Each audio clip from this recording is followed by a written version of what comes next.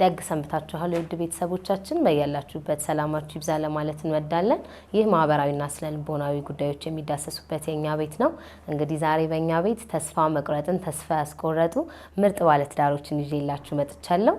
በእርግጠኝነት ህይወታችሁ የሚታነጽበት ነው። የትም እንዳትሄዱ አብራችሁን ቆዩ።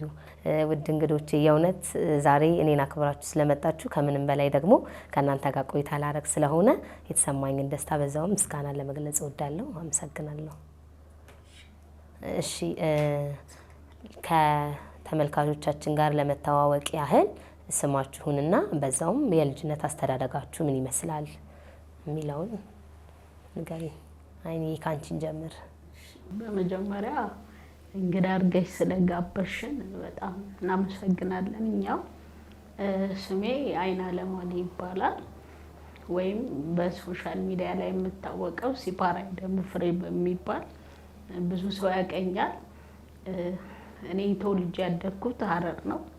የሀረር ልጅ ነኝ። እንደማንኛውም ሰው እድገቴ በችግርተኛ ቤተሰብ ውስጥ ተወልጄ ያደግኩ ነኝ። እናትና አባቴ እኔን ሲወልዱ ተጋብተው አልወለዱኝም። የወለዱኝ በጓደኝነት ተማሪ ሆነው እያሉ ነው። በዛ አጋጣሚ እኔ ልፈጠር የቻልኩት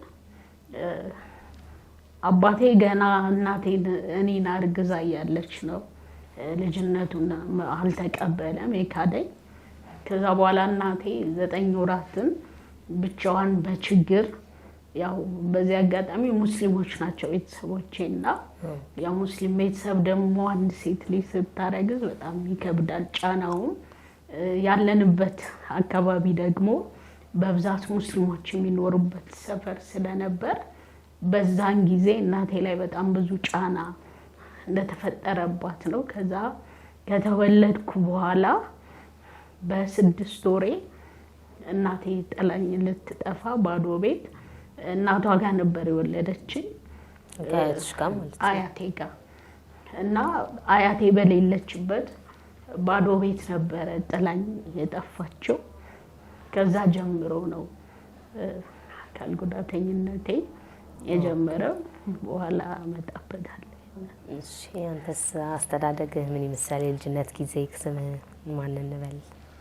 እሺ በመጀመሪያ ያው እዚህ እንግዳ አድርጋችሁ ስለጋበዛችሁን በጣም አመሰግናለሁኝ። ስሜ ትዝብት ከበደ ይባላል። ተወልጄ ያደግኩት ባሌ ጎባ የምትባል ከተማ ላይ ነው። 03 ቀበሌ እዛ ነው ተወልጄ ያደግኩት። አስተዳደጌና እድገቴ እንግዲህ ከውልደቴ ጀምሮ ያለውን ነገር ስነግርሽ ቤተሰቦቼ ጋር በፍቺ ውስጥ ያለፉ ቤተሰቦች ነበሩ። ቤተሰቦቼ እኔ ትልቅ እስከሆን 10 ምናምን ዓመት እስኪሆነኝ ድረስ እናቴን አላውቃትም ነበር። አባቴ ጋር ነው ያደግኩት እና 18 ዓመት ሲሆነኝ አባቴ የተለያዩ ሚስቶች አግብቶ ነበረ እና ልክ 18 ዓመት ሲሆነኝ አባቴ 6ኛ ሚስት ነበር ያገባው እና እስከዛ ድረስ 2ቱ እንደሞቱ አውቃለሁ። ሌሎቹ 4ቱ እንደዛው ማለት እና 6ኛዋ ሚስት ግን እኔና አባቴ አብረን እንድንቀጥል አላደረገችም እና የመጨረሻ ያው የፍቺ ራሱ በራሱ ጦስ አይደለ ለትውልድ። ስለዚህ ከአባቴ ጋር እኖር የነበረውን ከቤተሰብ ጋር እኖር የነበረው የእድገትና የተወሰነ የመኖር እንትኔ አቆመ እዛ ጋር ማለት ነው። 18 ዓመት ሲሞላኝ ከዛ ወጣው። እናቴም እዛው ባሌ አካባቢ ነበር የምትኖረው አዳባ የምትባል ከተማ። እሷ ጋር አንድ 3 ዓመት ተቀመጥኩ። ከዛ በቃ ወጣሁኝ። በፍቺ ምክንያት ወደ ስደት ወጣሁ። በቃ ወደ ምስራቅ ሄድኩኝ። ድሬዳዋ፣ ሀረር፣ ጅጅጋ ያኔ ነው ማለት ነው የሚባል አካባቢ ላይ እዛ አካባቢ መኖር ጀመርኩኝ እንግዲህ እና እንደዚህ ነው ከወልደቴ እስከ እድገቴ እስካሁን። እስኪ የመጀመሪያ ትውውቃችሁ የሁለታችሁ ምን ይመስል ነበር? እንግዲህ የመጀመሪያ ወደ ትውውቃችን ስመጣ ያው እየተዋወቅ ነው ጅጅጋ ከተማ ነው፣ ሶማሌ ክልል ጅጅጋ ከተማ ነው። እኔ የፕሮቴስታንት እምነት ተከታይ ነበርኩኝ እና ወደ አንዲት ቤተክርስቲያን ውስጥ በሄድኩበት ሰዓት የፕሮቴስታንት እምነት ተከታዮች ገና እንግዳ ወደዛች ወደ ቤተክርስቲያን በሚመጣ ሰዓት ሊቀበሉት የሚገባ የአቀባበል መንገድ ስለነበረ የመጀመሪያ ግቢ ውስጥ ያገኘኋት እሷን ነው እና እሷን ሳገኛት እኔን የተቀበለችበት አቀባበል፣ ትህትናዋ፣ አነጋገሯ ምን ፈልገህ መጣ፣ ማንን ፈልገህ መጣ የሚል አቀባበሏ በጣም አሪፍ ነበረ እና ትውውቃችን የዛን ሰዓት ነው በቃ። ኦኬ። በትዳር ስንት ጊዜ ቆይታችኋል? አሁን የካቲት 24 12ኛ ዓመታችንን አክብረናል። 12 ዓመት ጨርሰን 13ኛ ዓመታችንን ይዘናል። አዎ ያው ስለናንተ ከእናንተም አንደበት ከሌሎችም እንደሰማሁት ትንሽ ነገሮችን ከባድ የሚያደርጋቸው ነገሮች አሉ። በከባድ ውስጥም ያለፋቸው ሁኔታዎች አሉ። እንዴት ነው ይሄ የአካል ጉዳት ከተወለድሽ ጀምሮ ነው የመጣው ወይንስ ከጊዜ በኋላ ነው? እሱን እስኪ ንገሪኝ። ያው ቀደም መግቢያ ላይ እንደተናገርኩት አካል ጉዳተኝነቴ የጀመረው እናቴ እኔን ጥላኝ በጠፋኝ ሰዓት ባዶ ቤት ነው ዘግታብኝ እንጂ ስትወለጂ ሙሉ ጤነኛ ነበርሽ? ጤነኛ ነበርኩኝ። ስወለድ እስከ 6 ወር ጤነኛ እንደነበርኩ የነገሩኝ። እኔም ራሴንም ሳቅ አካል ጉዳተኛ ሆኜ ነው እና እሷ ጥላኝ በጠፋች ሰዓት ያው ሐረር መደብ የሚባል አለ፣ ምናልባት ምስራቅ ላይ የሚቀመጡበት ባህላዊ የሚተኙበት፣ እዛ ላይ አስተኝታኝ ነበር ሄደችው። ወድቄያለሁ ሲነግሩኝ ያው የ6 ወር ልጅ ገላበጠ የለ በዛን ሰዓት ወድቄ መሬት ነበር የተገኘሁት። አያቴም በሰዓቱ አልመጣችም። በቃ ጮኬ አልቅሼ ተዘግቶብኝ ነበር ሄደችው። ስትመጣ ባዶ ቤት ነኝ። ከዛ በኋላ ነው አካል ጉዳተኛ የሆንኩት። አያቴም ስታሳድገኝ እንደ ልጅ ያው ልጅ ወላጅም ስለሆንሽ ያው ታውቂያለሽ እና የፀሐይ ብርሃን የሚባል ነገር አለ፣ መታሸት፣ ዳዴ፣ እነሱን ነገሮች አላገኘሁም። ሙሉ ለሙሉ አያቴ ቀን ሰራተኛ ነች። ሰው ቤትን ክሮ እያነኮረች፣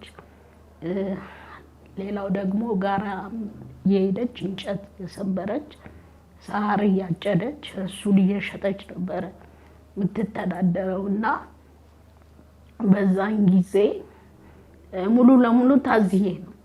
ይሄ ጀርባዬ ላይ አሁን በአንድ ጎን አጥንቴ መጣመም ያበጠው ከመታዘል ብዛት የመጣና ወድቄ ነው አካል ጉዳተኝነቴ እንደዛ የጀመረው። ራሴንም ሳቅ አካል ጉዳተኛ ሆኜ ነው ራሴንም ያወቅኩት እና ያው አሁንም ደስተኛ ነኝ። ግን በዚህ ሁሉ ያው እንደነገራችሁን 12 ዓመት በትዳር ቆይታችኋል። በዚህ 12 ዓመት ልጆች የእግዚአብሔር ስጦታዎች ናቸው እንደሚባለው እግዚአብሔር እናንተን በፍሬ ባርኳቸዋል። 2 ሴት ልጆች አላችሁ። ግን የተለየ የሚያደርገው ሴት ልጆቻችሁ እድሜያቸው ስንት ነው? የእነሱስ የተለየ ነገርና ህይወታችሁን ድጋሚ እግዚአብሔር በሚያውቀው ቢሆንም ፈተና ውስጥ ሊከት የቻለው ነገር ምንድን ነው? እንግዲህ ያው ልጆቼ የአካል ጉዳተኛዋ ናሉ ብዬ አላሰብኩም ነበር። ምክንያቱም እንደ ማንኛውም ሰው ሕክምና ተከታትያለሁ፣ ቼክአፕ አድርጌያለሁ እስከምወልድ። ከተወለዱም በኋላ ክትባት ወስደዋል። እንዴት አካል ጉዳተኛ እንደሆኑ ባላውቅም ያው የስራው ባለቤት እግዚአብሔር ስለሆነ በሰዓቱ ለኔ ከብዳል እንደ ወላጅ። ደግሞ ብዙ አካል ጉዳተኞች ጉዳት አልባ ልጆች ሲወልዱ አውቃለሁ፣ ጓደኞችም አሉኝና የኔ ልጅ ትልቋ ቶሎ አልሄደችም። በጣም ከልጅነቷ ጀምሮ በጣም አክቲቭ ነው ማይንዷ። ቶሎም ነው አፌ ፈታችሁ፣ ቤት ውስጥ ዳዴ ቶሎ ነው የምትሄደው፣ ግን ቆማ መሄድ አልቻለችም። ያው ስንጠብቅ አመት አለፈ። አሁንም ስንጠብቅ 2 አመት ሆነ። በዛ መሃል ትንሿን አረገዝኩኝና አጋጣሚ ያው የሰው ድምጽም አለ። ከምንም በላይ አንቺ ተቀብለሽ እየኖርሽ ሰው ብዙ ነገር ይላልና በቃ ወደ ሕክምና መውሰድ እንዳለብን ተነጋገርን። እኛ የምንኖረው ጅጅጋ ነው። አረር ላይ ስፔሻሊስቶች ከውጭ መጥተዋል ሐኪሞች ሲባል ቀጥታ ወስደናታል። በ3 አመቷ 2 አመት ተኩል 3 አመት አልሞላትም እና ምንም አካሏ ላይ የሚታይ ነገር የለም ስቲል እስካሁን ማለት ነው። ያው ምንም ችግር የለም ነው የሚሉት። ትልቋ በክራንች ነው የምትሄደው። ኦኬ።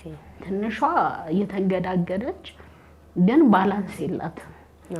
ግን አሁን ላይ ግን ትልቋ ልጅ እንዲህ ከጉልበቷ በታች መልፈስፈስ የሆነ ነርቮቿ ሙሉ ለሙሉ ወደ መሞት እንዲሁ ለሲምቦል ነው ክራንች ያዘች የምንለው እንጂ ሙሉ ለሙሉ አትችልም።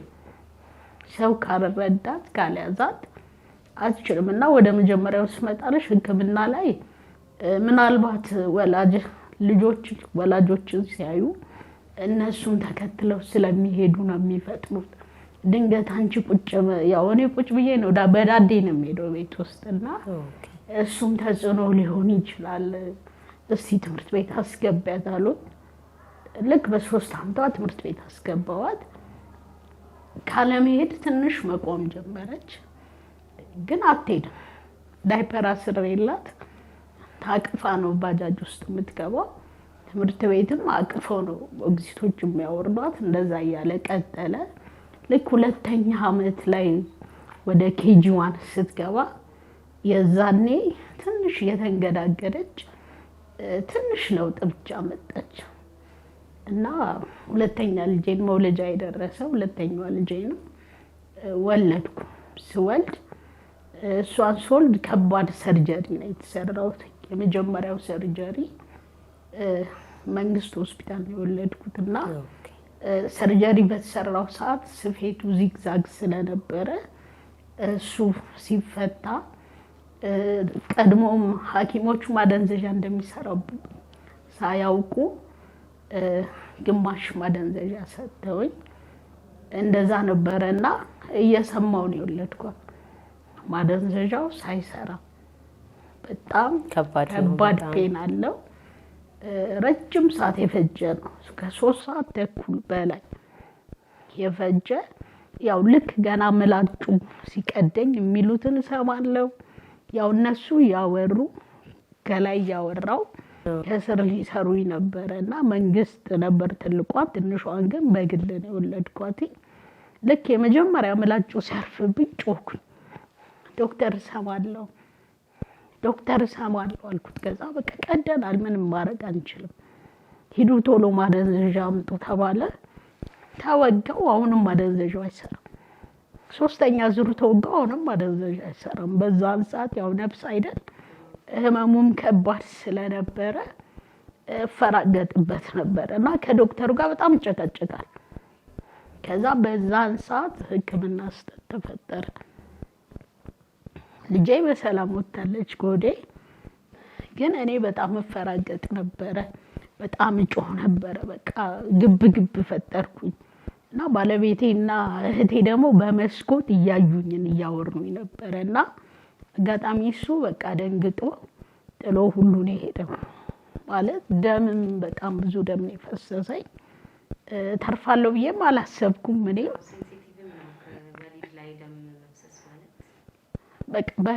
በምፈራገጥባቸው ሰዓት ስለታር ለያዙት እንደነገረኝ ሐኪሙ 7 ሳንቲም ክፍተት አመጣ ከመጀመር። እሱን ለማስተጋገል እንደገና ከኔ ጋር በምፈራገጥ ሰጣ ገባው ስገባ እንደገና ውስጥ ሌላ ነገር ተቀደደባቸው። ከዛ 4ኛ ማደንዘዣ ተወግቼ ሙሉ ለሙሉ ራሴን ሳትኩ። ከዛ የነቃውት በጣም ከ5 ሰዓት በኋላ ማገገሚያ ክፍል ሆኜ ነው የነቃውት። ስነቃም በጣም ህመም አለው። መጀመሪያ ከወለድኩት በላይ በየ10 ደቂቃው ነበር የሚያስጮኝ። በቃ በየ10 ደቂቃው በየ20 ደቂቃው በዚህ በግራ ጎዴ መንቀሳቀስ አልችልም። ያ ውስጥ ሽንት መሽኛ ቱቦይ ላይ የገባ ካቲተር ደግሞ ሰዓቱ አልፏል። እሱም ቀልጦ እንደገና ሌላ ኢንፌክሽን ፈጥሮብኝ እና በጣም ከባድ ነበረ እና ልጄ ግን ኖርማል ነች፣ በጣም የምታምር ነበረች እና እሷም እንደ ትልቋ ያው ፍጥነት ነበራት በዳዴ የመሄድ የመጀመሪያ ልጆች የሚያሳዩት አለ አይደል። ግን ከትልቋ ግን በሚበልጠው ትንሿ እግሯ በጣም ቀጫጫ ነበረ እና እሷ ላይ ነበር ስጋት የነበረኝ። እንደ እናት ፈተናው ከባድ፣ ከሱም በላይ እኔ ያሳለፍኳቸው በልጅነት ወራቶቼ አካል ጉዳተኛ ሆኜ በጣም ከባድ መንገድ የመጣሁትና የልጆች ያለ መሄድ ዛሬ ጠንክሬ ያየሽኝ ብዙ አልፌበት በጣም እምነትን የሚያወርድ በጣም ብዙ ተስፋ የሚያስቆርጥ ነገር አለ። ግን እኔ ስበረታ ነው እነሱ የሚበረቱት። እኔ ስበረታ ነው አጠገቤ ያለው ባሌም የሚበረታውና ትንሿንም ጠበቅን የለም 2 አመት ሆነ 3 አመት ሆነ ስቲል ሐዋሳ እስከመመጣ ድረስ ልጅ አትሄድም ነበር ትንሿ። ከዛ እግዚአብሔር ይመስገን አንድ ትምህርት ቤት አስገቧት፣ እሷንም በእድሜዋ ማለት ነው ሳስገባት፣ ያው ስሙን መጥራት አልፈልግም። እዛ ትምህርት ቤት እንግዲህ ዩኒፎርም ገዝቻለሁ፣ ደብተር ገዝቻለሁ፣ ምሳቃ አዘጋጅቻለሁ። በእርግጥ ትምህርት ቤቱ ስፖንሰር ነው የሰጠኝ። አናግረውልኝ 1 ሳምንት ከተባለች በኋላ ልጄን አባረሩብኝ። ይሄ ደግሞ ሌላ ስብራት፣ አካል ጉዳተኛ ስለሆነች አዎ በቃ ምክንያታቸው ይሄ ብቻ። አካል ጉዳተኛ ስለሆነች እሷን ሚንከባከብልን ሞግዚት የለንም፣ ልንቀጥርም አንችልም ተብሎ ያውም የሰማሁት ቤት አይደለም የሰማሁት ቤተክርስቲያን ሄጄ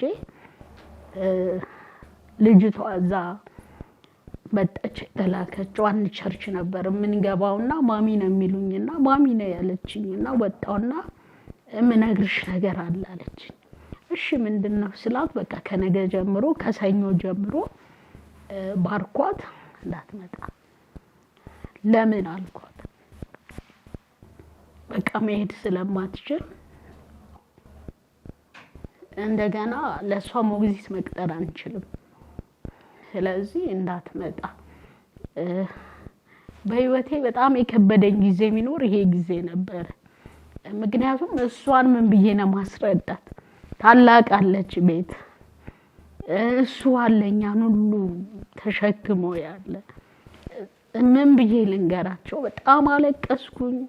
በቃ መሆነው ግራ ገባኝና በጣም ከብዶኝ ነበረ። ፕሮግራሙን ማቋርጬ ወደ ቤት መጣ። ወደ ቤት ስመጣ ያው እሱ ምግብ ምናምን ይሰራል ቤት ተራት ምናምን። በጣም አልቅሻለሁ፣ ፊቴም ምናምን አብጧል። ምን ሆነሻል ሲለኝ በቃ በጣም መንገር ከበደኝ በሳቱ። ልጅቷ ደግሞ ትምህርት ቤት ስትገባ የተሰማትን ደስታ ነው ያውቃል።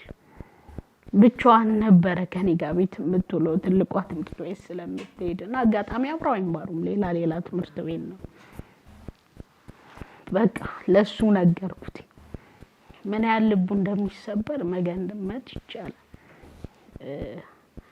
በቃ ጠዋት እንደምንም ሲነጋ ባርኳት አልኳት። አንቺ ትምህርት የለሽም በጸሎት ነች ትምህርት ያላት ስላት ልትቀበለኝ አልቻለችም ጭራሽ። የሚገርምሽ ልትቀበለኝ አልቻለችም። ትልቋ ጥላት ስትሄድ እሱም ግዴታ ስራ መሄድ አለበት። እሱ ካልሰራኝ መኖር አንችልም። የትኛውም ነገራችን እሱ የሚሰራው እሱ ሄደ። በቃ ልጅቷ እንደብዶ ነች። አላቅፋት አልችልም። ዊልቸር ላይ ነው ያለሁት። ከአቅሜ በላይ ነች። የእሷ ጩኸት የኔ እንትን ሰው ጎረቤት ጓደኞች የተሰበሰቡ በቃ ምንም ማድረግ አልቻለም።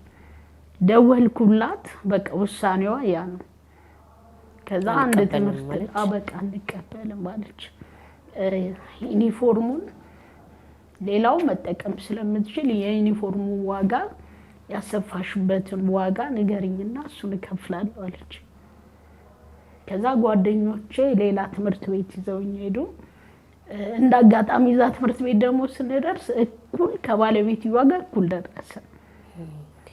ደረስን። እሷ ከመኪና ስትወርድ የኔ ልጅ አቅፏት እየጮኸች እኩል ደረስን እና ምን ሆናችሁ ምን ልርዳችሁ ስትል አይ ከትምህርት ቤት ተባራብኝ ነው መሄድ አትችልም፣ እንደምታየኝ እኔም አካል ጉዳተኛ ነኝ፣ ትልቋ ልጅም እንደዛው ነች፣ ግን አንድ ትምህርት ቤት አባሩብኝ ነው ስላት ታዲያ ምን ችግር አለው አለች። ያንቺ ልጅ እኮ ምንም ማውራት ትችላለች፣ አለመሄድ ብቻ ነው ብላ ቢያንስ 50 ሜትር የሚሆን ከመኪና ወርዳ ልጄን እጇን ይዛ አንቀሳቀሰች። ልክ ስታንቀሳቅሳት ሄደች ልጄ እጇን ይዛ ማለት ነው። ታዲያች እኮ ጤነኛ ነች። እኛ እኮ ማውራትም ባይችሉ መጸዳዳትም ባይችሉ ኦቲዝሞች፣ ሌላ ችግር ያለባቸው ልጆች እያስተማርን እንደውም በህግ ያስጠይቃታል። መክሰስ ትችያለሽ ወዲያው እኔ አልከስም ለፈጣሪ ነው የምሰጠው ብያለሁ። ትችያለሽ ግን ክፍያውን አለችኝ። አዎ እችላለሁ አልኳት። አስመዘገብኳት። ትምህርት ጀመረች። በዛው አመት ልጄ መሄድ ጀመረች። በዛው አመት በጣም ጥሩ ትምህርት ቤት ነው እና በጣም በዚህ አጋጣሚ በጣም ላመሰግናቸው ፈልጋለሁ። በሄድኩበት ሁሉ ነው ማመሰግናቸው። ሞግዚቶቹ፣ ባለቤትዋ፣ መምህራኖቹ በቃ ልክ ልጄን እንደ ልጃቸው አይተው አስተምሯትም ነበረ። በቃ እሷ ብርቅ ሆነባት። ሐዋሳ ላይ ነው ያለው። ሐዋሳ እና በቃ ብርቅ ሆነባት እና ከክላስ ወጣ ግድግዳ እያያዘች ትዞራለች፣ ከክፍል ክፍል ትሄዳለች። እጇን ይዘዋት ምናምን ያንቀሳቅሷታል። በዛው አመት የሚገርምሽ ደግሞ 40 ጾም ጸሎት አላቸው አስተማሪዎቹ። ሁሉ ጊዜ ለኔ ልጆችና ለቤቴ ይጸልዩልኛል። ባጃጅ ራሱ ከቆየ አዝለዋት ነው የሚያመጡልኝ። ይሄንን መልካምነታቸውን ሳይ መካሻ ነው ለዛኛው ሳይ ትልቋ ልጄን ካለችበት አወጧትና አንድ ላይ እንዲሆኑ ባጃጅም አንድ አቅጣጫ ላይ እንዲሄዱ ልጄም እዛ ትምህርት ቤት 3ኛ ወጣች። አብረው እዛ ቀጠሉ። እስከ 2ኛ ክፍል ብቻ ስለነበራቸው ትልቋ ልጄ ሌላ ትምህርት ቤት ስትሄድ ትንሿንም አውጥቼ አመስግኛቸው የወላጆች ቀን ላይ ተገኝቼ በእንባን ያመሰገንኳቸው። ምክንያቱም እንባዬን አብሰውልኛል። ልጄ እንድትሄድ ከፈጣሪ ቀጥሎ ምክንያቶቼ ስለሆኑ ሁሉ ጊዜ ያመሰገንኳቸው ነው የምኖረው። ምን ይባላል ትምህርት ቤቱ? እግዚአብሔር ይመስገን ልጄ አሁን እንዲህ ራሷን ችላ ባላንስ ባይኖራትም እሷ ከኛ የተሻለች ነች። አባ ከሌለ ሽንት ቤት ስንፈልግ ፖፖ የምትሰጠን እሷ ነች። ከመኝታ ቤት ሳሎን ዕቃ ታመጣልናለች እና በቃ ትታዘዘናለች። ስፔሻሊ ደግሞ ለእህቷ የምትፈልገውን ነገር ሁሉ ነው የምታቀብላት። ይሄ ራሱ ከፈጣሪ ያገኘ ነው፣ ትልቅ ለውጥ ነው እና በጣም ደስተኞች ነን። ተሰምቶን ያውቅ እና ያው ቻሌንጁ ከባድ ቢሆንም ግን ያው ፈጣሪ ስለሚወደን ነው ብዬ ነው ሁሌ የምለው። እኛ እንድንቀበል አቅምን ራሱ የሰጠን ራሱ አይደል ይወጡታል፣ ይሄንን ቻሌንጅ ያልፉታል ብሎ ስላመነብን ነው። ልጆች አሁን አካል ጉዳተኛ መሆናቸውን እንደኔ አያስቡት። አሁን መተሽ ብትጠይቂያቸው ምን መሆን ትፈልጋለሽ እንደማሚ ነው የሚሉሽ። እኔ የሚሰማኝ ደስታ አለ። ምክንያቱም እኔ ከኔ አስተዳደግ ጋር ነው እነሱንም ማስተያይ። የኔ አካል ጉዳተኛ መሆን ለነሱ በጣም ጠቅሟቸዋል። እኔ ያለፍኩበትን መንገድ እንዲያልፉ አልፈልግም። እኔ የሄድኩበትን መንገድ እንዲሄዱ አልፈልግም።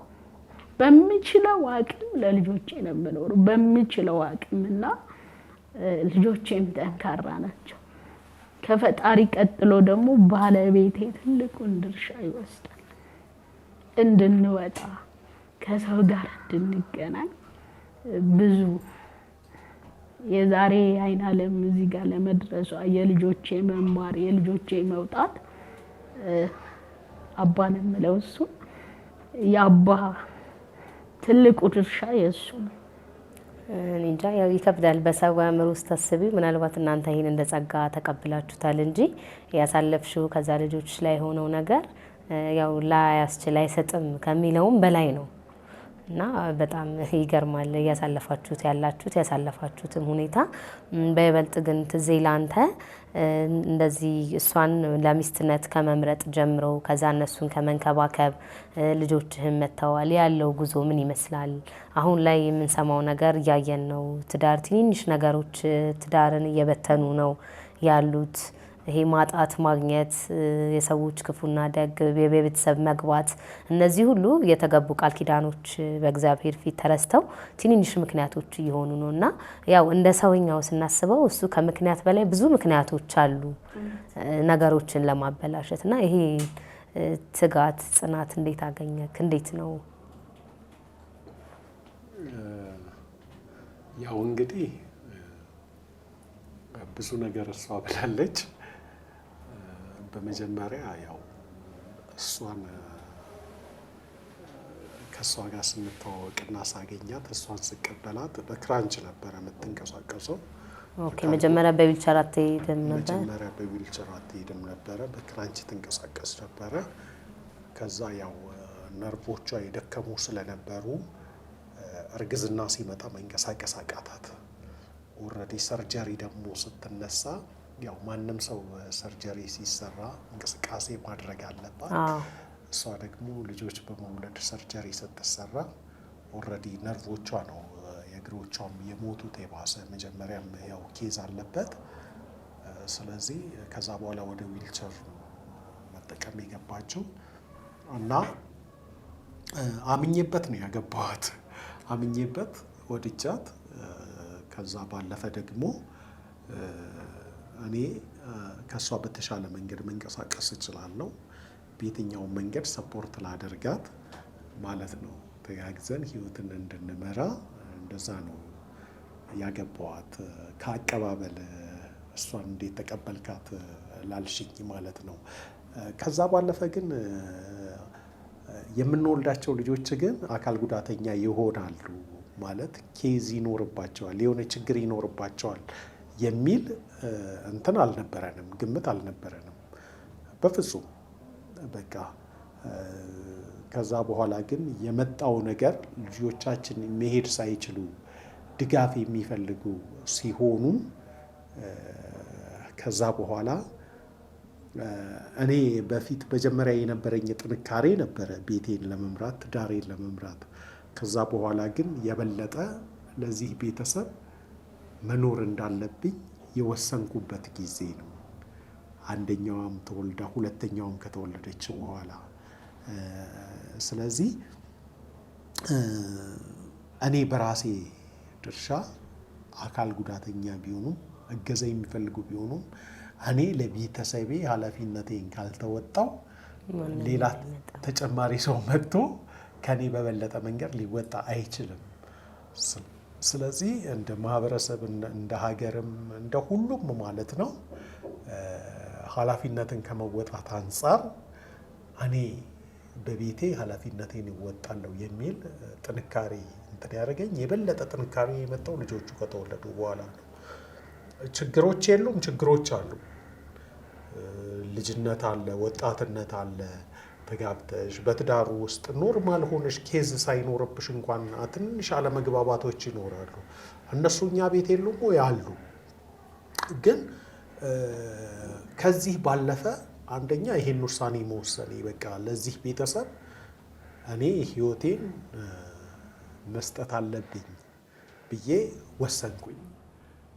ከዛ ባለፈ ደግሞ ቅድም እሷም እንዳለችው የመጣንበት ባክግራውንዳችን ቤተሰቦቻችን በኬዝ ውስጥ ያለፉ ናቸው፣ በፍቺ ውስጥ ያለፉ ቤተሰብ ነው። ቅድም እንዳልኩሽ እኔ በ18 ዓመቴ ነው ከቤተሰብ ተለይቼ የወጣሁት በቃ የቀን ስራ በመስራት የራሴን ህይወት ርቄ በቃ የሰራው የራሴን ህይወት መስራት የጀመርኩት በዛን ሰዓት እንደነገርኩሽ ቅድም አባቴ 6ኛ ሚስቱን ነበር ያገባው። ገባሽ አይደለ? በ5 ጸባይ ውስጥ ማለፍ። ስለዚህ ምንድነው ፍቺ በራሱ ለትውልድ ጦስ ነው። በቃ ትውልድን ያበላሻል፣ ኢኮኖሚውን ያበላሻል፣ እድገቱን ያበላሻል፣ ስኬቱን ሁሉ ነገሩን ያበላሻል። ባለትዳሮች በፍቺ ውስጥ ሲያልፉ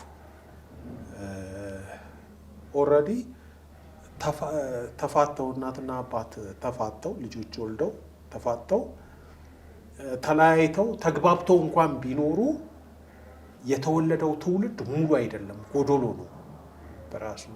ከፍቺ በኋላ መግባባት ቢኖር ራሱ ስፔሻሊ አሁን ብዙ በማህበራዊ ሚዲያዎች የምናያቸው በተለያዩ ሚዲያዎች የምናያቸው ፍቺ ኖርማል ሆኗል፣ በጣም ኖርማል ሆኗል።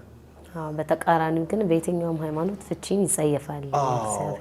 ፍቺ ሲጀመር የሰው ተቋም አይደለም፣ የፈጣሪ ተቋም ነው። ፈጣሪ ማን ነው? ጋብቻ የፈጣሪ ተቋም ነው ራሱ ትዳር። ስለዚህ ጋብቻ ሰው የራሱ ተቋም አይደለም። ስለዚህ ሰው በፍቺ ውስጥ ሲገባ የሆነ የፈጣሪን ተቋም ነው እያፈረሰ ያለው ወደ ፍቺ የሚገቡ ሰዎች። ስለዚህ ከዛ አንጻርም ያንን ነገር ተጽዕኖ የለውም ወይ? ማህበረሰቡ ምን ይልሃል? ቤተሰብ ላይ ወይም ጓደኞች? ተጽዕኖ አለው። እኔ በምመራው ህይወት እንኳን ተጽዕኖ አለው።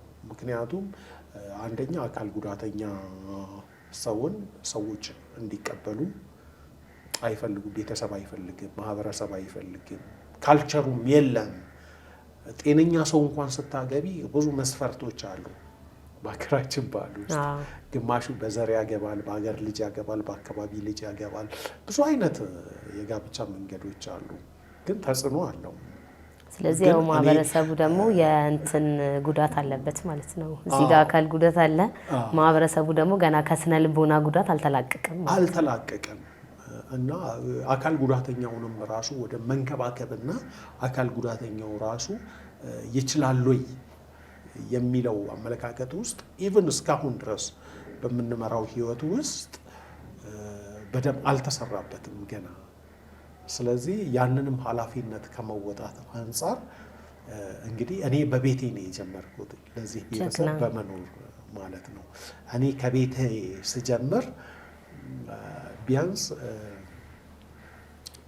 ሌላው ጤነኛው እንኳን የተወሰነ ትውልድ ሊተርፍ ይችላል። ወደ ፍቺ የሚሄዱ ሊመለሱ ይችላሉ። ትንንሽ ግጭቶች ሰዎችን ወደ ፍቺ ያስገባቸዋል። እኛ እንጋጭም ማለት አይደለም፣ እንጋጫለን። ግን ግጭታችንን ቀለል አድርገን ሰዎችን ጣልቃ በማስገባት እንፈታለን። እና ማሚ አንድ ነገር ትላለች ሁል ጊዜ፣ ብዙ ሰዎች በትዳር ውስጥ ሲኖሩ ተቻችለው መኖር አለባቸው የሚሉ ሰዎች አሉ። ግን ተቻችሎ መኖር ከችግር ጋር አብሮ መኖር ነው። እኛ ቤት ግን ህይወታችንን እየመራንበት ያለው መንገድ ምንድን ነው? ተቻችሎ ከመኖር ይልቅ መተው የሚባል ነገር። የተፈጠሩ ነገሮች ካሉ ዛሬውኑ እንተዋቸዋለን። መቻቻሉ የሆነ ቀን ገንፍሎ ይወጣል፣ የሆነ ነገር ይፈጥራል። ስለዚህ የሚፈጠሩ ነገሮችን ራሱ ማለት ነው እነዛን ትተን ዋናውን ነገራችን ነው ምንመራው። እንደዛ ነው እየሄድንበት ያለ ነው እና ተጽዕኖ አለው። እስኪ የአንድ ቀን ውላችሁ ምን ይመስላል? ጠዋት ተነስታችሁ በእናንተ ቤት የአንድ ቀን ውሎ ምንድን ነው የሚመስለው? በእኛ ቤት የአንድ ቀን ውሎ ከማለዳው ከ11 ሰዓት ተኩል ነው የምንጀምረው። በጸሎት ነው የምንጀምረው። ያው ቀድሞን የሚነሳው እሱ ነው። ተነስቶ ይጸልያል። ከጸለየ በኋላ አጋሽ ከሌለን ቤት ውስጥ አጋሽ ከሌለን ያው ብዙ ጊዜ አይኖረንም። ያው እና ቀጥታ ወደ ኪችን ነው የሚገባው። ይሰራል። በጣም ባለሙያ ነው የሚሰራው ምግብ ራሱ። ቤታችሁ ገብሱንና እንመሰክራለን። እና ከዛ ነው የሚጀምረው። እሱ ሰርቶ ምሳቃ ቋጥሮላቸው ቁርስ አዘጋጅቶ ተመልሶ ልጆች ወደ መቀስቀስ ይገባል። ያው እኔ እሱ ሲነሳ እኔ እነቃለሁ። ያው አልነሳ አልውረድ አልወጣ እንጂ ልጆች ይቀሰቅሳል። ልጆችን ፖፖ ያስጠቅማል። ያው ሽንት ቤት መሄድ አንችልም ሁላችንም። እኔም ቁጥጥ ማለት አልችልም፣ ልጆቹም አይችሉም። በፖፖ ነው የምንጠቀመው። ልጆቹ በር ላይ ቀስቅሷቸው ተሸክሟቸው፣ የማውን ኪሏቸው ራሱ በጣም ጨምሯል። እነሱን ተሸክሞ እነሱን አስጠቅሞ አጽድቶ ዩኒፎርማቸውን አልብሶ፣ በተለይ ጧት በእጃቸው አይበሉ ከልጅነታቸው ጀምሮ የለመዱት ስለሆነ አባ ነው የሚያበላቸው። አብልቶ እንደገና ባጃጅ ይመጣል። ልክ ባጃጅ ሲመጣ ተሸክሞ አንድ ባንድ ያስገባቸዋል። እነሱ ከሄዱ በኋላ ደግሞ ሁለተኛ ዙር እኔ ጋር ይመጣል።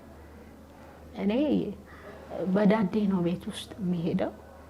ከሳሎን መኝታ ቤት፣ ከመኝታ ቤት ሳሎን። ከዛ ውጪ እዚህ ዊልቸር ላይ እንኳን መቀመጥ አልችልም። ያው እህቴ አይታለች። ተሸክሞ ነው የሚያወጣኝ የሚያነሳኝ። ስፔሻሊ ሶፋ ላይም መውጣት አልችልም። ሰውነቴም የገዘፈ ስለሆነ እኔንም እንደ ልጅ እንደ ሚስቱ ሳይሆን እንደ ልጅ በእርግጠኝነት ነው የማወራው። ማንም ወንድ የማያደርገውን በትክክል የማይሰራውን፣ ምክንያቱም ሚስት ስለሆንን እናውቀዋለን። አንድ ባል ከሚስቱ የሚፈልገው የሚጠብቀው ብዙ ነገር አለ። የብዙ ሰው ያው ጓደኞቼንም አውቃለሁ፣ ጎረቤቶቼንም ብዙ ሰውም አውቃለሁ። የኔ ባል ግን በጣም ነው የሚለየው። እንደ ልጅ አጽድቶኝ አጥቦኝ ከዛ ቢጃማዬን አውልቆ የቀን ልብሴን አልብሶ እኔም 12 ዓመቴ በእጅ አልበላም። 12 ዓመቴ አባ ከሌለ ብቻ ነው በእጄ የምበላው። እኔንም አብልቶ ቡና ጠጥቶኝ ባለችው ትንሽ ደቂቃ ቤቱን አጽዳድቶ መሄደው። እኔ ምንም አልሰራም። አሁን ላይ አልችልም። ድሮ ሰራ ነበረ። በዳዴም እየሄድኩኝ ልብስ አጥባለሁ፣ ምግብ ሰራለሁ። እነዚህ ልጆች አሁንም ቢያሉ እንዲህ ቢላዋ ምናምን መያዝ ቦርጬ ምናምንም ስለጨመረ በሰርጀሪው ምክንያት እንዲህ እንትን ማለት አልችልም። እና ከዛ እሱ ወደ ስራ ነው የሚሄደው። እኔና ቤት ብቻችንን ነው የምንቀረው። ስልኬ ለኔ ሁሉ ነገሬ ነው። ያው ሶሻል ሚዲያ ብቻ አይደለም የምጠቀምበት፣ ብዙም አልጠቀምም። መጽሐፍ ቅዱስ አነባለሁ፣ ትምህርቴን አጠናለሁ። በተረፈ የተወሰነ እንደነገርኩሽ መጽሐፍ የተወሰነ እየጻፍን ስላለን ቮይሶች ቀዳለሁ። ኦኬ። በምን ዙሪያ ነው እየጻፋችሁ ያላችሁት መጽሐፉ? በህይወታችን ዙሪያና በብዛት የሚዳስሰው ፍቺ ነው።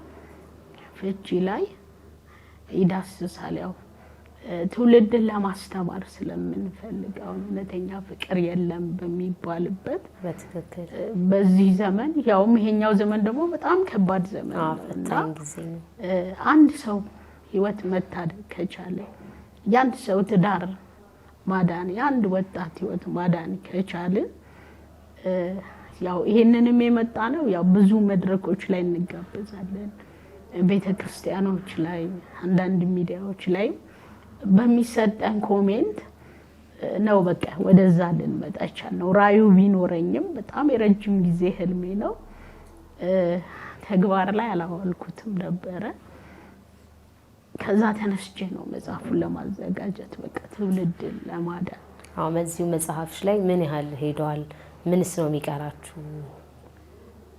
ያው እኛ ቶሎ ቶሎ ማፍጠን ስላልፈለግን ነው ሰፋ ለማድረግ። እንግዲህ የሁለት ሰው እሱም የራሱ ያደገበት አስተዳደግ አለ፣ እኔም ያደግኩበት አስተዳደግ አለ። እኔ እና እሱ ባልና ሚስት ሆነን በአንድነት ነው የኖርነው እንጂ የኖርንባቸው መንገዶች የተለያዩ። የኔ የልጅነት ታሪኬ የመጣውባቸው በጣም ከባባድ መንገዶች አሉ።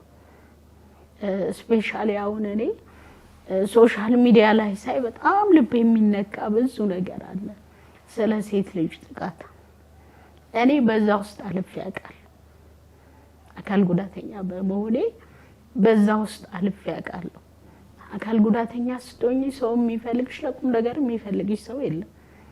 እንኳን ባዳ ሌላው ውጪ ለሚስትነት አይደለም ቤተሰብ ጋም ልዩነት አለ፣ ቤተሰብ ጋም አለ። ያንን ሳይ በጣም ውስጤን ያመኛል በጣም። እና ባለቤቴን በጣም እንድወደው አብሬው እንድኖር ያደረገኝም መጀመሪያ ሊያገባኝ እንደሚፈልግ ሚስት ሊያደርገኝ ሲያስብ ሲነግረኝ የጠየቅኩት ጥያቄ አንድ ነገር አለ። እኔ እኮ ለአንተ ሚስት መሆን አልችልም፣ ምክንያቱም ውሃ ቀድቼ እንኳን በብርጭቆ ላጠጣህ አልችልም አልኩት። በመቀጠል ደግሞ ከደረሰብኝ ስብራት ምናልባት ፖስቻ የተሽዋል ብዬ አስባለሁ እናቶች ላይና ከብዙ አመታት ቆይታ በኋላ ለመጀመሪያ ጊዜ አሁን ነው ማወራው፣ አውርቼው አላውቅም። የደረሰብኝ የመደፈር ከአንዴም ሁለቴ ያለ አካል ጉዳተኛ በመሆኔ ድምፅ በማጣቴ በዝምታ የታለፈ ግን በጣም ከባድ ስብራት ደርሶብኛል፣ ሰውን ማመን እስከሚያቅተኝ እና እሱ ወደ እኔ ሲመጣ ገና እያገገምኩ ባለሁበት ግን የማግባት ህልሙም የለኝም፣ ስባልም አልኖርኩም። አካል ጉዳተኛ ስለሆንኩ እንድማርም አልተፈቀደልኝም፣ እንድወጣም አልተፈቀደልኝም። እህቶቼ እንደሚያገቡ ነው የሚነገራቸው። ነገር ግን እሱ ሚስቴ ሁኚ ብሎኝ ሲለኝ እንዲህ ነው ያልኩት። ይሄንን እዚህ ሚዲያ ላይ ብቻ ያወራሁት ግን መጽሐፌ ላይ አካትቼዋለሁ። እኔ እኮ አልኩት አካል ጉዳተኛ ስለሆንኩ ብቻ ልታገባኝ ነው ወይንስ ምን ፈልገህ ነው አልኩት። ምክንያቱም ብዙ ሰዎች የሚቀርቡበት ብዙ መንገድ አለ። እኔ እኮ እንዲህ በመደፈር ህይወት አልፌያለሁ፣ ልቤ የተሰበረ ሴት ነው። አንተም ያንን ልትጎዳኝ ከሆነ እኔ በቃ የተደፈርኩ ሴት ነኝ፣ ድምፅ ያጣው ሴት ነኝ። በዝምታ ውስጥ የታለፈ ነው ስለው እንደዚህ ነው ያለኝ። እኔ ያለኝ እግዚአብሔር አንቺን ሚስት አድርጎ ሲሰጠኝ ልክስሽ ነው፣ ህመምሽን ልፈውስ፣ ስብራትሽን ልጠግን። በቃ አመንኩትኝ ወዲያው። የእውነትም ልቤም የተሰበርኩትም ብዙ ነገሬን የጠገነልኝ እሱ ነው። እና ያው ህመሙ ይኖራል መቼም አይጠፋም ከውስጥሽ፣ ግን እሱ በብዙ ነገር እየረዳኝ በሳይኮሎጂ በብዙ ነገር እና ብዙ አላወራውም ነበር። ይሄንን አሁን ሲሰሙ ብዙ ሰዎች እንዴት ምናምን ሊሉ ይችላሉ። እኔ ያው ፊልም የምትሰሙ ምናልባት እናንተ ህይወታችሁ ስለሆነ እንጂ የሆነ ያልሆነ ነገር የምትሰሙ ፊክሽን የምትሰሙ አይነት ነው እኔ ራሱ እየተሰማኝ ያለ። አዎ ብዙ አላወራውም። ያው ከሱ ጋር አውርተን አሁን እየሰማው በተለይ የሄቨንን ጉዳይ ከሰማው ሶሻል ሚዲያ ላይ ህፃናቶች ድምጽ ሲያጡ ብዙ አሉ ያሉት። ያንን እያየው ስመጣ ነው የተናማከርኩት ከሱ ጋር ይሄንን ነገር ማስገባት አለብኝ። በቃ ኦሬዲ ለእግዚአብሔር ፈውሶኛል። ከዛም ባሻገር በተጎዳሁበት እግዚአብሔር በጎዳኝ ሰው ክሶኛል። ባል አይደለም የኔ ባል፣ አባት ነው፣ ጓደኛ ነው፣ ሁሉ ነገር ነው እና ያመኛል። አሁንም ሳወራ ገብቶሻል አይደለ? እና እሺ ነው ያለኝ። ችግር የለውም አለ። እኔ ላንቺ ሁሉ ነገር መሆን ነው የምፈልገው፣ ልክስሽ፣ ስብራትሽን ልጠግን ነው ሲለኝ በቃ እውነትም ሆኖ ነው ያገኘሁት። ከዛ በላይ በጣም ለዛ ነው ያው ትንሽ ሳስበው ስለሚያመኝ ነውና። እንዴት ነበር የሰርጋችሁ ሁኔታ? የሰርጋችሁ ቀን የት ነው የተካሄደው? ሰርጋችሁ ወደዚህ መጣ? እሺ በቤተ ክርስቲያን ነው የተጋባ ነው። ያው የወንጌል አማኞች ነን።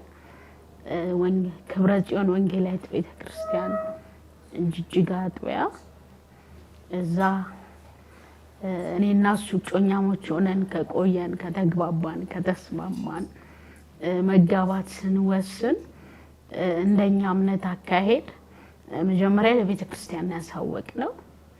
ቤተ ክርስቲያን አሳወቅን። በሰዓቱ በጣም ነው ደስ ያላቸው። ምክንያቱም እኔ ሰፖርት የሚያደርጉኝ እነሱ ነበሩ።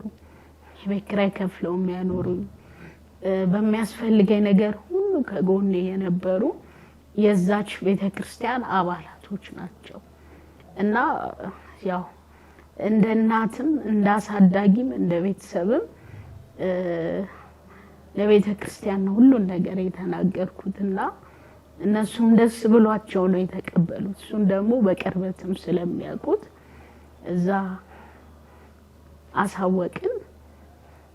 ትምህርት ተማረን 6 ወር ያለ ጋብቻ ትምህርት እሱንም ጨረስን። ልክ ከቆይታ በኋላ የካቲት 24 2005 ነው 2005 ክብረ ጽዮን ወንጌላዊት ቤተክርስቲያን በሰርግ ነው የተጋባነው። ያው ቤተክርስቲያን ለኔ ቤተሰቦቼ ናቸው የሚረዱኛሉ እና አንድ ደግሞ መልካም ሴት አለች እዛ ጅጅጋ ከተማ ላይ እነም ቪዲዮ ልታይም ስለምትችል ሲሳይ ኃይሉ ትባላለች። ከነ ባለቤቷ ሙሉ የሰርጌን ወጪ ቬሎዬን ሁሉን ነገር ሸፍና ሰርጌ ለኔ ህልም ነበር። በቃ ህልም ሁሉ እስኪመስለኝ ምክንያቱም እንኳን በሰርግ አይደለም አገባለው የሚል ስዕሉም የለኝም።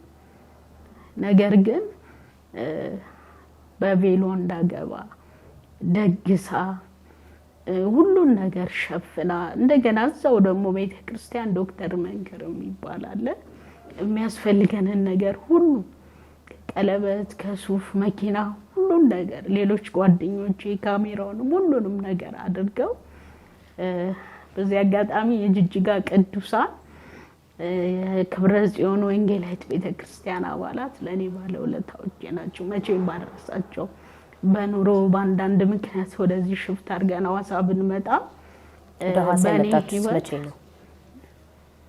ምን አልሽ? ወደ ሐዋሳ የመጣችሁት መቼ ነው? ወደ ሐዋሳ የመጣነው 2012 ነው የመጣነው። ኦኬ 2012 መጋቢት 12 ላይ ታህሳስ 12 ላይ ወደዚህ ነው የመጣነው እና በሰርግ ነው የገባነው። የሰርጋችሁን ጊዜ ስታስብ ምን ይሰማሃል? ምን የተለየ ነገር ነበር ያኔ ሰርጋችሁ ላይ? ማለት ያው የሰርግሽ ቀን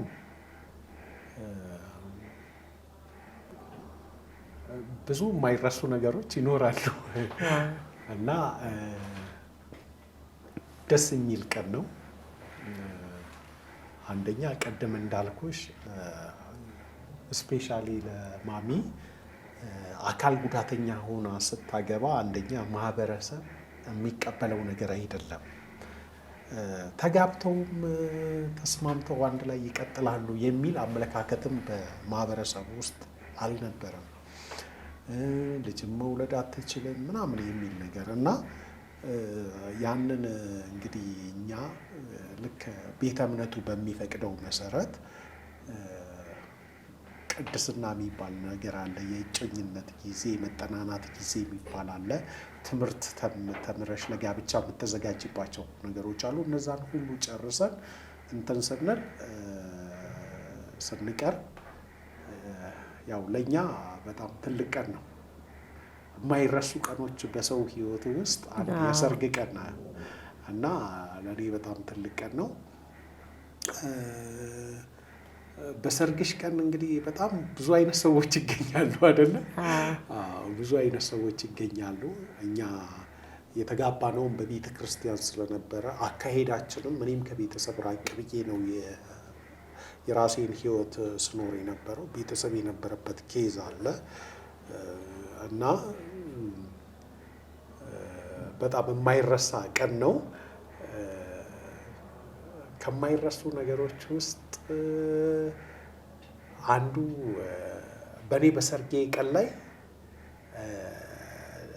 እንደማገባ የደወልኩላቸው ቤተሰቦቼ ያሉ የነገርኳቸው የሰርጌ ቀን ላይ ከኔ ከስጋ ዘመዶቼ ከቤተሰቦቼ አንድ ሰው እንኳን የለም። አንድም ሰው ግን ያውቁ ነበር የሰርጌ ያውቁ ቀን ነበረ። እንደሆነ።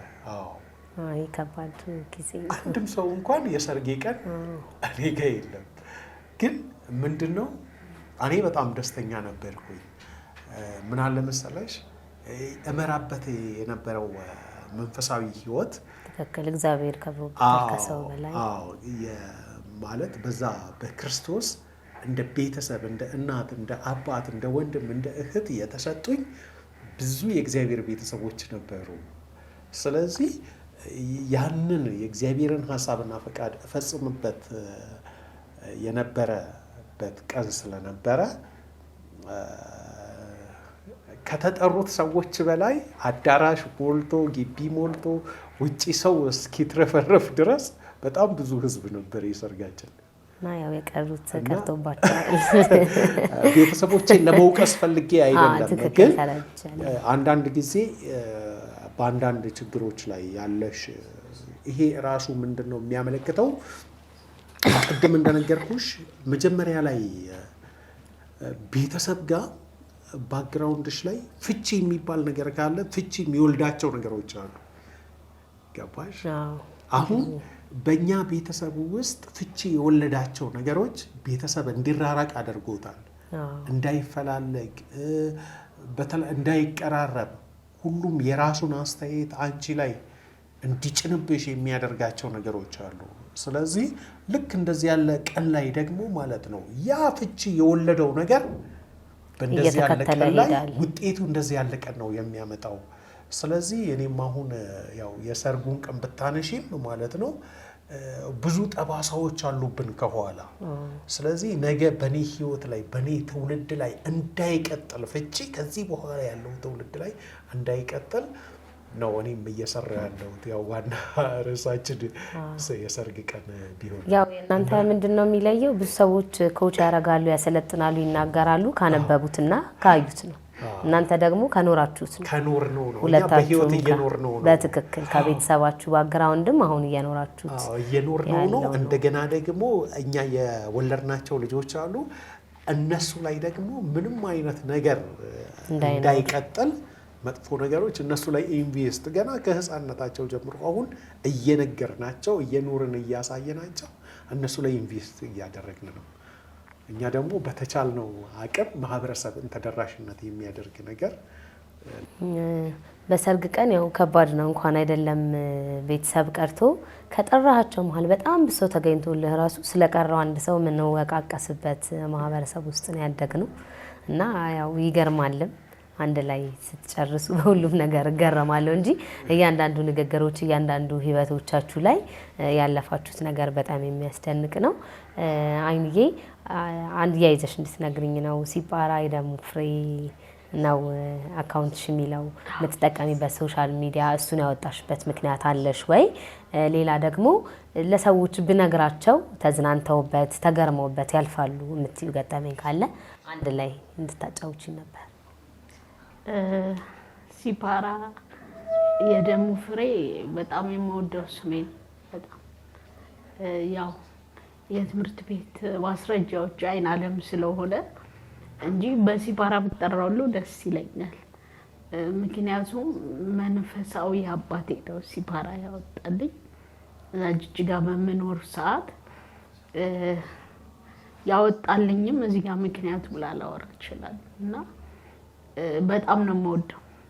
ከአይንዬ ይልቅ ራሱ ሲፓራ ሲሉኝ በጣም ነው የምወደው። ያው አሁን ባላገኘው አባቴ ነው የምለው፣ እሱን ያወጣልኝ። እንግዲህ ሁለተኛው ደግሞ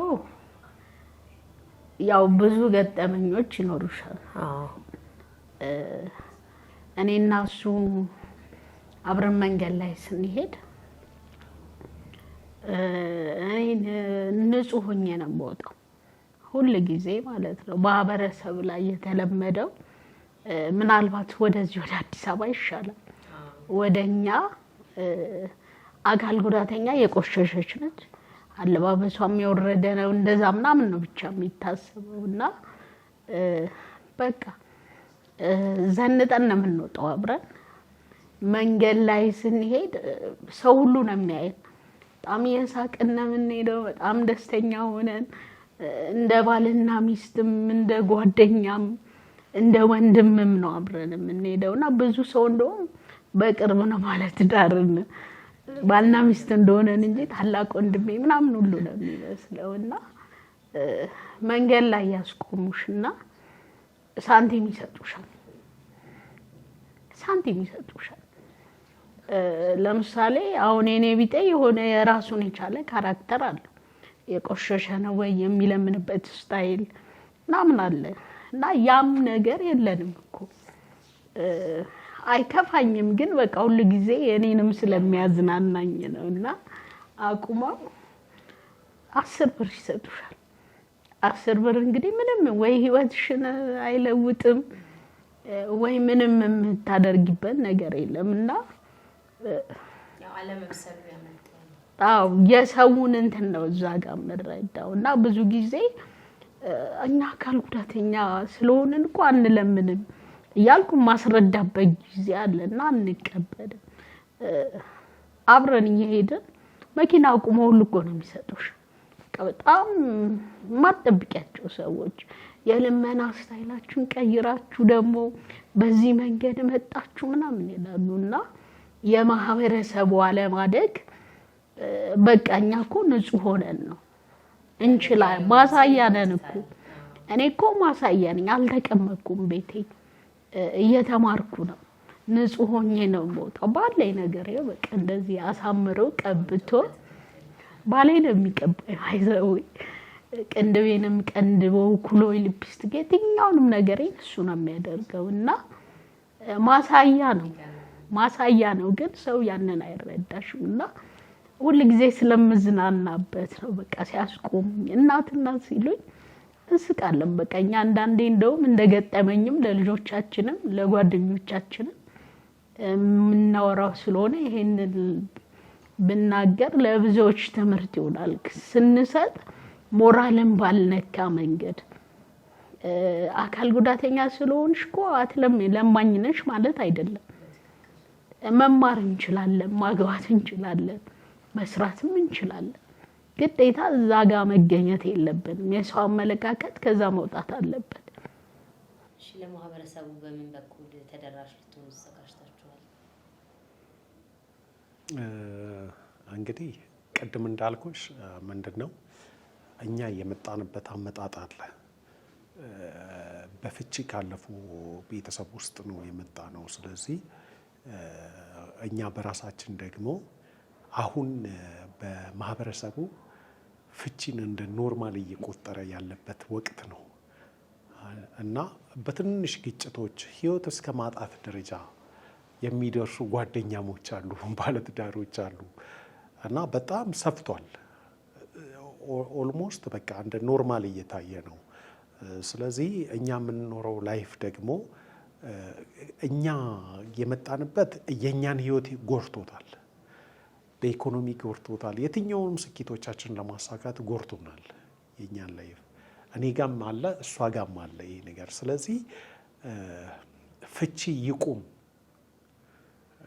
መቻቻል ሳይሆን እየተውን እንለፍ በሚል በዚህ ዙሪያ ላይ አንደኛ ከምንኖረው ህይወት ማለት ነው ማህበረሰቡ ውስጥ በተለያዩ ማህበራዊ ሚዲያዎች በማጋራት ማህበረሰቡ ከኛ እዚህ አሁን 12ኛ ዓመታችንን ጨረሰን 13 አንድ ብለን ጀመርን። ስለዚህ ከኛ ህይወት እስካሁን ከመጣ ነው ህይወት በብዙ ኬዝ ውስጥ በብዙ ችግር ውስጥ አካል ጉዳት አለ፣ ሌላም ችግር አለ። ይህ አካል ጉዳት ዝም ተብሎ አይመራም። የኢኮኖሚ ችግር አለ። ስለዚህ ህይወትን ለመምራት በጣም ከባድ ነው። በዚህ ውስጥ ሁሉ በጽናት ነው የምንኖረው። ስለዚህ በዚህ ውስጥ እያለን ትዳራችን እየመራን ነውና ማህበረሰቡ ከኛ ህይወት እንዲማር የሚል ነው። በማህበራዊ ሚዲያዎች በማጋራት ማህበረሰቡን ተደራሽነት በደንብ ለማድረግ ሀሳብ አለ። ሌላው ደግሞ ምንድነው መጽሐፍ እየጻፍን ነው። ቅድም ማሚ የተናገረች ነበረ። ጋብቻ ዙሪያ ላይ የሚያጠነጥን ነው። የግል የህይወት የኔን የህይወት ታሪክ የእሷን የህይወት ታሪክ እንደገና ደግሞ አሁን ማህበረሰቡ በፍቺ በጋብቻ ዙሪያ ላይ ስፔሻሊ ፍቺ ላይ በምን አይነት ሁኔታ ነው ያለው? እንደሚታወቀው ቅድም እንደነገርኩሽ በጣም ፍቺ እየተበራከተ የመጣበት ወቅት ላይ ነው ያለው። በፍርድ ቤቶች ደረጃ ብትመለከች የፍቺ ቁጥር በጣም ከፍተኛ ነው። እንደዚሁም በግልጽ የምንሰማቸው ነገሮች አሉ። ተፋቶ መኖር ራሱ ዝም ብሎ ማለት ነው እንደ ኖርማል እየተቆጠረ ነው። ስለዚህ ይሄ መቆም አለበት መቀነስ አለበት በሚል አንድ አካባቢ ላይ አንድ ከተማ ላይ ብቻ ሳይሆን አጠቃላይ ሀገሪቱን ተደራሽ ሊያደርግ የሚችል የግል ህይወትን ያው የሚዳስስና ከዛ በኋላ አስተምሮትም ያለው በዚህ ዙሪያ ላይ የሚያጠነጥን ትልቅ መጽሐፍ እየጻፍን ነው። ኦልሞስት 75% እንደዚህ ደርሷል መጽሐፉ። ብዙ ፓኬጆች አሉት በውስጡ። ስለዚህ ይሄ ሲወጣ እንግዲህ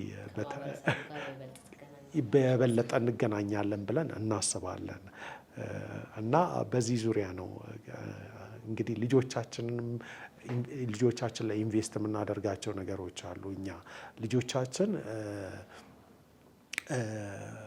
የዚህ ነገር ተቋዳሽ ሳይሆኑ አሁን ኦልሞስት እቺ የ10 ዓመቷ ትልቋ ልጃችን ኦልሞስት አቁመናት ክራንች ተያዝ እንጂ መራመድ ራሷ እንኳን አትችልም። ከመሬት ራሷ መነሳት አትችልም። ሰው ነው ተሸክሞ የሚያነሳት። ነገር ግን በዚህ ውስጥ ሁሉ አሁን ኢንቨስት እያደረግንባቸው ነገር አለ። በጣም ትምህርት ላይ ትኩረት እንዲሰጡ የምናደርግበት ነገር አለ። ከዛም የተነሳ አይምሯቸው በጣም ፈጣን ሆኗል። በጣም በትምህርት ጎበዝ ናቸው።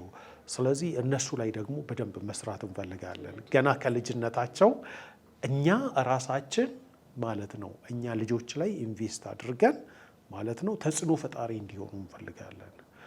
ስለዚህ በልጆቻችን ላይ ማለት ነው ልጆቻችን ላይ ኢንቨስት አድርገን ልጆቻችን አንደኛ ከችግሩ የወጡ እንደገና ደግሞ ሌላ ማህበረሰብን የሚጠቅሙ እንዲሆኑ። ሌላው ደግሞ ምንድነው ያው እንዳልኩሽ እኔ በራሴ የተወጣሁት አንድ ነገር ምንድነው ማሚ ከ10ኛ ክፍል ነበረ ያው በተለያየ ኬዝ ውስጥ እየተማረች ትምህርት ያቆመችው።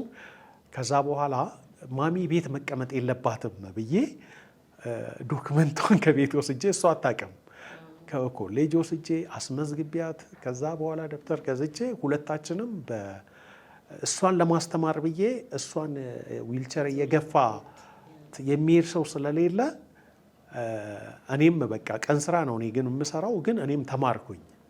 ስለዚህ ሁለታችንም 2015 ላይ በአካውንቲንግ ማለት ነው ግራጁዌት አድርገናል። እንደገና ደግሞ መቆም የለባትም ብዬ እንደገና በማኔጅመንት ደግሞ ዲግሪ 2ኛ ዓመት ተማሪዎች ነን። አሁን አንድ ክፍል ናችሁ? አንድ ክፍል ነው። እንዴት ነው ፈተና ትኮራረጃላችሁ? አብረን እናጠናለን እና በዚህ ዲሴቢሊቲ ላይ ማሜ ስፔሻሊ የችግሩ ተጠቂ ስለሆነች በዛ ችግር ውስጥ በጣም በብዙ ችግር ውስጥ ስላለፈች በዚህ ዙሪያ ላይ ዲሴቢሊቲ ላይ በማኔጅመንት ተጽዕኖ ፈጣሪ ሆና እንድትሰራ የትኛውም ሀገር አቀፍ ደረጃ የሚገኙ አካል ጉዳተኞች ችግር የኔ ችግር ነው ብላ እንድትሰራ ፈልጋለሁ። ለዛም ከጎኗ ሆኜ እያገዝኳት ነው። ስለዚህ ማለት ነው ወታ ማለት ነው ድምፅ እንድትሆን።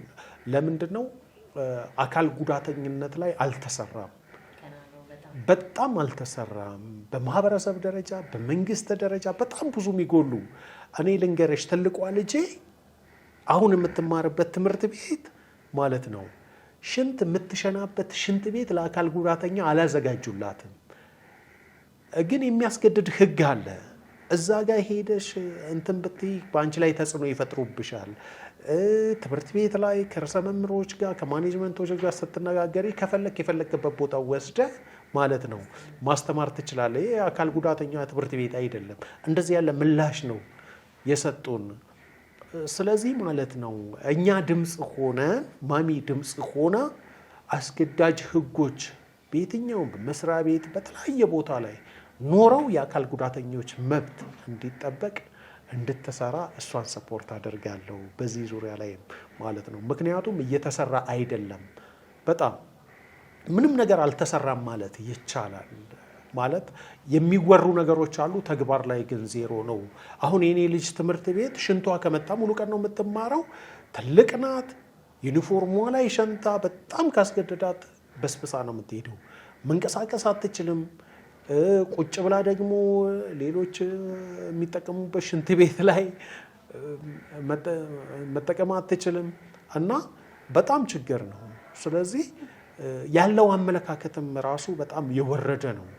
ስለዚህ ተቋማት ላይ እንደዚህ እንዲሰራ በደንብ እንፈልጋለን እና በዚህ ዙሪያ ላይ በደንብ ማህበረሰቡ ለአካል ጉዳተኞች ላልወጡ አካል ጉዳተኞች ተስፋ መሆን እንፈልጋለን። ይሄ ቤተሰብ ተስፋ መሆን ይፈልጋል። ተጽዕኖ መፍጠር ይፈልጋል። የእናንተ የመንግስትንና የማህበረሰቡን ስራ ነው እየሰራችሁ ያላችሁት። ሁለት ብቻ ሆናችሁ ይሄ ሀገሪቷ ልታቀዳቸው ልትሰራቸው ሊኖሩም የሚገቡ ነገሮች ነበሩ። መስራት እየተቻለ ያልተሰሩ ግን በቃ መስራት እየተቻለ ያልተሰሩ አንዳንድ ማህበራዊ ቦታዎች ላይ በምንሄድበት ሰዓት ለምሳሌ ፊት አካባቢ ላይ እንኳን እንድንቀመጥ የማይፈቅዱልን ማህበራዊ ተሳትፎዎች ሁሉ አሉ። እኛ ግን ገፍተን ነው ተጽዕኖ ፈጥረን በራስ በመተማመን እኔ እሷን ይዤት አንዳንድ ማህበራዊ ተሳትፎዎች ላይ በቃ እኩል እንድትሳተፍ እሷንም ማደርጋት። ስለዚህ እሷን በዚህ ዙሪያ ነው እየሰራች ያለችው። ስለዚህ እኛ በቤታችን የራሳችንን ግዴታ እየተወጣን ነው። ስለዚህ ግን በቤታችን ብቻ ሳይሆን ከዛ ባለፈ ደግሞ ማለት ነው ማህበረሰብ ላይ መንግስት ማለት ደግሞ ራሱ ማህበረሰቡ ነው አይደለ? ተጽዕኖ መፍጠር እንፈልጋለን። ይሄን ነው። ምንድን ነው እስኪ ተቀበለሽ ደስ ያለሽ ስጦታ እስካሁን በቃልም ሊሆን ይችላል ብቻ በህይወትሽ ተቀብዬው ልረሳው አልችልም?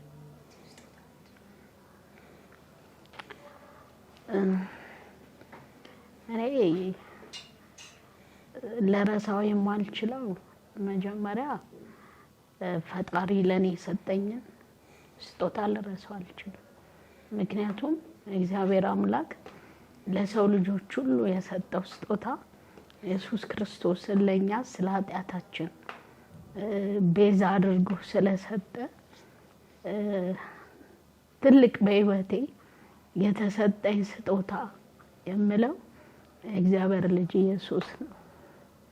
ሁሉ ጊዜ በቃ ሳስብ መኖሬን የምወድበት ምክንያት ክርስቶስ ስለኔ ከሰማይ ሰማይ ወርዶ ሞቶ እንደገና ተነስቶ ከአብ ጋር ታርቃቸዋል የሚለው መጽሐፍ ቅዱስ።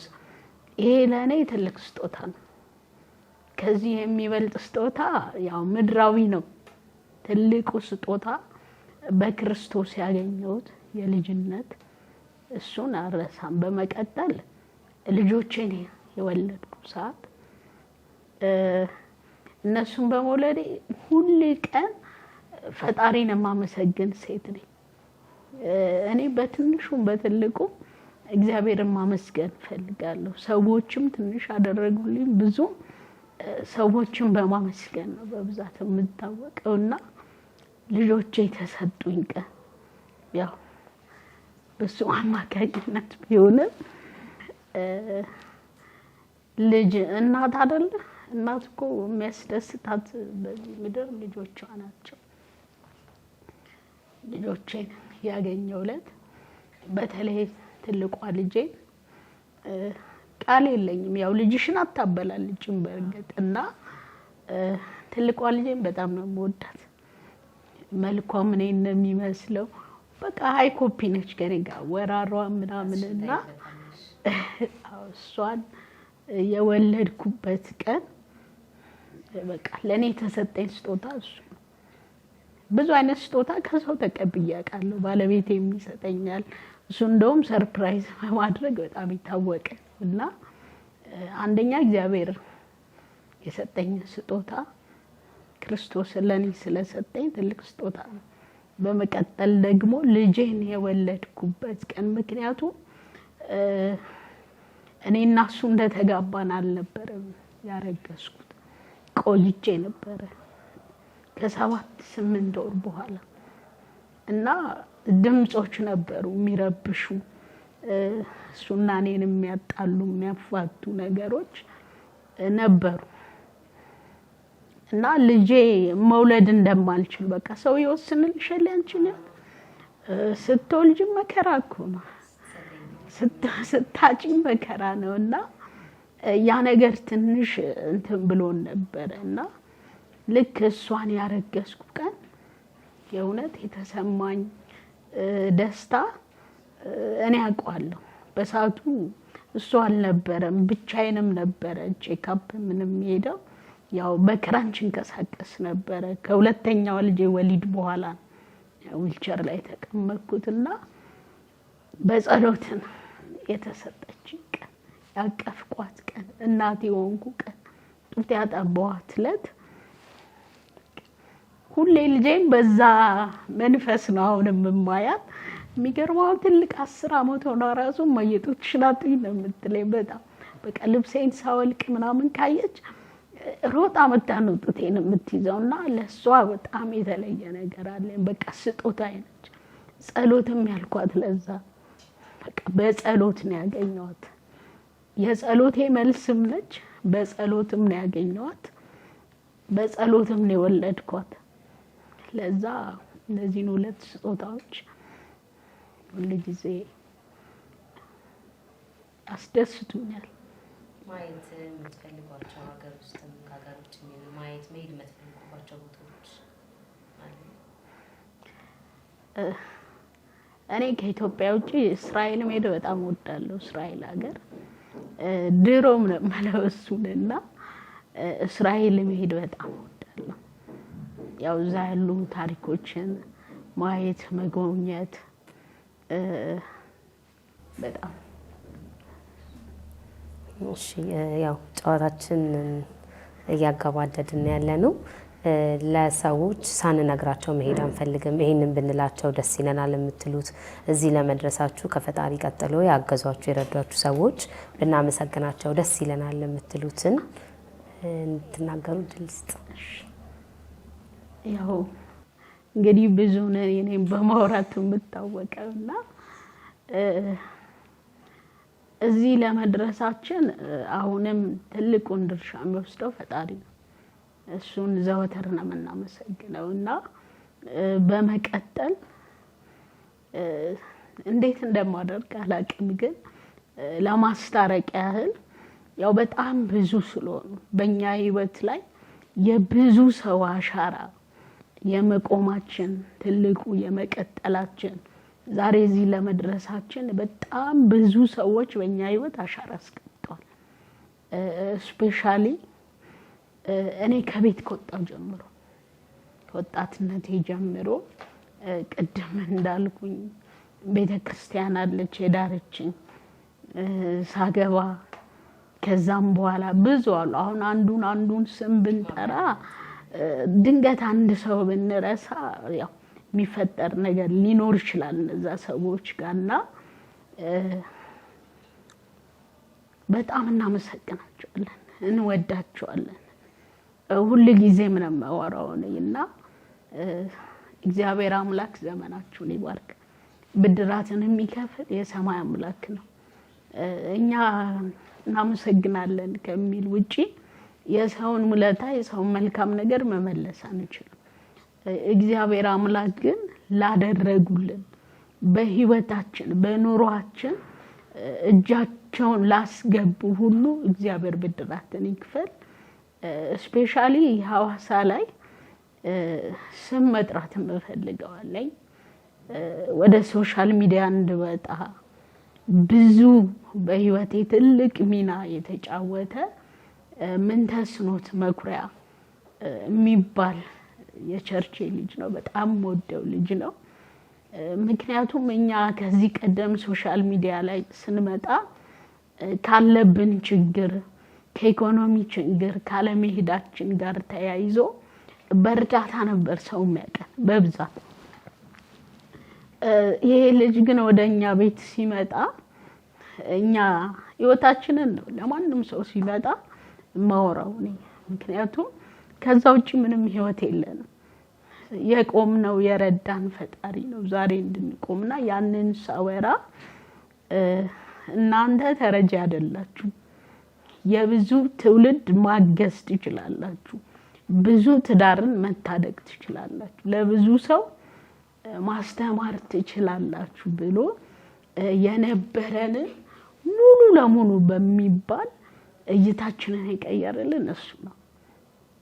በሐሳብ ብቻ በመስጠት አይደለም፣ ከጎናችን በመሆን በሚያስፈልገን ነገር ሁሉ እቤት ሰው በመጋበዝ ወደ ሶሻል ሚዲያ መጀመሪያ የመጣሁት ዳግማዊ አሰፋ ዩቲዩብ ቻናል ላይ ቀረብኩትና የሱ ነው ያመቻቸልኝ። ያው ዳጊ ቤተሰብ ነን። እሱ ጋር ቤተክርስቲያኖች በተለያዩ ቦታዎች ላይ እንድገኝ ዛሬ እናንተም ልትጋብዙኝ ጥንካሬን እንድታዩ የሱ እጅም ስላለበት ምንትዬ በጣም ነው የምንወድ፣ በጣም ነው የምናከብር። እሱን በጣም ላመሰግን እፈልጋለሁ። ከሱ ጀርባ ደግሞ ብዙዎች አሉ። እነ ዘቢብ አሉ፣ እነ ወንዴ አሉ። ስፔሻሊ ብስኩት የምትባል ልጅ አለች። በጣም ብዙ እንደ ልጅ ነች እሷና በጣም አመሰግናለሁ። በመቀጠል እናንተ ስትጋብዙ ወደዚህ ስመጣ አሁን ከረንት መኖሪያችሁ የት ነው? አሁን ላይ የምትኖሩት የት ነው እናንተ? መኖሪያዬ ሐዋሳ ነው። ሐዋሳ አሊቶ የሚባል ሰፈር እዛ ነው የምኖረው እና ወደ አዲስ አበባ እዚህ ስመጣ ያው ምስጋና ይልቀጥልኝ። እዚህ ስመጣ ለተመልካቾች ግልጽ እንዲሆን ብዬ ነው ይሄ ቀረጻ እየተደረገ ያለው አዲስ አበባ ላይ ስለሆነ እናንተ ከሐዋሳ እዚህ መጣችሁ ለማስታወስ ነው እና ይሄን ፕሮግራም ስታስይዤ አላቀውም። አዲስ አበባ የመጀመሪያ ጊዜ ነው የመጣሁት። እንዴት እንደምመጣ ማረፊያ እንዴት ነው ምናምን ብዬ በራሴ ፔጅ እናቶች ላይ ፖስቼ ነበርና ወዲያው ምላሽ አግኝቻለሁ። ወንድሜ አክሊሉ ተስፋዬ ያው ከዚህ በፊትም ብንተዋወቅን በአካልም በስልክም በብዙ ነገር እንገናኛለን። ነገር ግን እሱ ተቀብሎን የሚመች ማረፊያ ምግቡ በቃ ምንም ሳይጎልብን አኪዬን በጣም ላመሰግን ፈልጋለሁ በእናንተ ስም። ሌላው ደግሞ የእናቶች ወግ በጣም ላመሰግናቸው ፈልጋለሁ። ሲባራ ሲባል ሁሉም ያው ስለምታቂው ለኔ ያላቸው ቦታ አክብሮት ፍቅራቸውን ምንም ልጻፍ ምንም ልፖስት እየለቀቁ ከሰው ጋር ያስተዋወቁኝና የእናቶች ወግ በጣም ላመሰግናችሁ ፈልጋለሁ። በእናንተ ብዙ መንገድ ተከፍቶልኛል። እግዚአብሔር አምላክ ሁላችሁንም ይባርክ። በጣም ነው የምወዳችሁ። አንቺንም በጣም አመሰግናለሁ።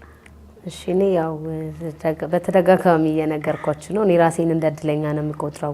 እንደዚህ ህይወቱ ከሚነበብ ሰው ጋር መዋል ህይወትን ከሚያንጸው ሰው ጋር ንግግር ከማድረግ አልፎ ደግሞ ለሰዎች ተደራሽ ማድረግ በጣም እድለኝነት ነው። በእርግጠኝነት በድጋሚ እኛ የምንገናኘው እንዳላችሁት ብዙ ሰዎች ይሄ የፍቺ ላይ የምትጽፉትንም የምታስተምሩትንም የስልጠና ጣቢያም ዘርግታችሁ የራሳችሁንም ቻናል አድርጋችሁ በሰፊው በድጋሚ ስንገናኝ ደግሞ እንደገና በሌላ ስኬት እንደሚሆን ተስፋ አድርጋለሁ። በጣም አመሰግናለሁ። እግዚአብሔር ያክብርልኝ ማለት እወዳለሁ።